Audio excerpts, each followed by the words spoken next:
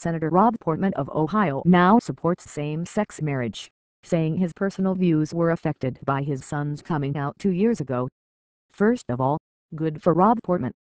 If he'd reacted negatively when his son came out to him, he certainly would not have been the first opponent of gay rights to do so. It feels weird to compliment Portman for treating his own child with decency, but many parents of gays and lesbians fail on this front. Portman didn't, and for that he deserves credit. Indeed, Portman has not only accepted his son but publicly changed his views on gay rights at potentially significant political cost. He has often been discussed as a possible Republican presidential contender. This will surely make it impossible for him to be nominated for president or vice president in 2016, and he will probably face an anti-gay marriage challenger when he seeks re-election in 3 years. Portman has to know that what he did today was the opposite of politically expedient, and he did it anyway.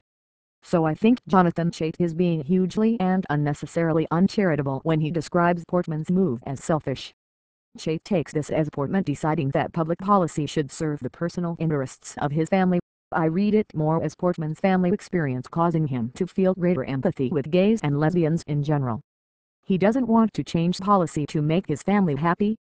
His changed understanding of what makes his family happy has changed his understanding about what makes families in general happy. That said, Portman's reliance on family experience reflects the problem. So many of the moving speeches we have seen from Republican state legislators explaining why they support same-sex marriage have had to do with their gay relatives. Politicians are not alone in letting their personal interactions with gays and lesbians shape their views on gay rights. In 2009, the Gallup poll found that knowing the gay or lesbian person personally hugely affected one's views on same-sex marriage and sodomy laws. Unlike members of the general public, it is an elected official's job to consider the needs and rights of everyone, not just the people immediately around him or her. We shouldn't have to wait for people like Mary Cheney to come along and trigger Republican politicians' empathy. They should care about gay people even if their relatives aren't gay. There's another way of looking at the gay relative effect, however. The push from inside the family isn't just about bridging an empathy gap. It also helps Republican politicians who would like to support same-sex marriage bridge a political gap. Having a gay son will actually make it easier politically for Portman to support same-sex marriage. His opponents will temper their attacks on him for fear of being seen to attack his son. Voters skeptical of same-sex marriage may still relate to Portman's choice to stand up for his family. I'm reminded of a 2010 interview of Charlie Baker, then seeking the Republican nomination for governor of Massachusetts, with a conservative talk show host.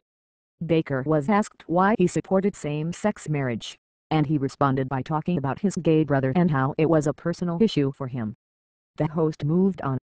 Now, I doubt Baker's gay brother mattered at the margin in his support for same-sex marriage. All living Republican ex-governors of Massachusetts, except the ones named Mitt Romney, support same-sex marriage. Baker was a top staffer in the administration of former Governor Bill Weld, who was arguably the most pro-gay governor of either party in the early 1990s. Shortly after same-sex marriage was legalized in Massachusetts, Weld delivered the homily at the gay wedding of 2 officials who had served alongside Baker. Baker picked a gay state legislator as his running mate. But by framing the issue around his brother, Baker made same-sex marriage personal not just for himself but also for the questioner. It's almost a dare. What are you going to do? Attack my family? And just as personalization is important for supporters of same-sex marriage, abstraction is important for opponents. It's a lot easier to oppose same-sex marriage if you pretend the gay people hurt by the policy don't actually exist. Portman's gay son allows him to put same-sex marriage opponents on uncomfortably personal turf. And that leads to my final thought.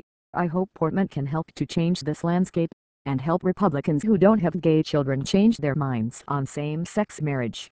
Just a week and a half ago, I was lamenting on MSNBC that Republican supporters of same-sex marriage, as compiled in the recent amicus brief put together by former party chairman Ken Mehlman, are almost exclusively ex-officials or behind-the-scenes players, that is, people who will never have to face a Republican primary electorate.